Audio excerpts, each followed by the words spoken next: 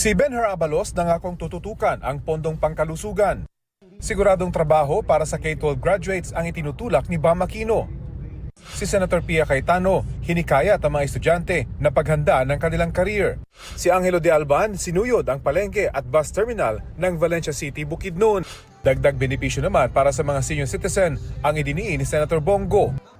Si Senator Lito Lapid idiniin ang pagpapaigting ng seguridad sa mga tourist spot. Mababang singil sa kuryente ang isa sa naistutukan ni Rodante Marcoleta. Pagpapabuti sa lagay ng edukasyon sa BARM ang inilatag ni Manny Pacquiao. Nag-courtesy call si Kiko Pangilinan sa alkalde ng Malolos, Bulacan. Si Ariel Querubin binisita ang ilang pamilyang apektado ng sunog sa Quezon City. Ang kinatawan ni Apollo Kibuloy sinabing peace and order ang kanyang naistutukan.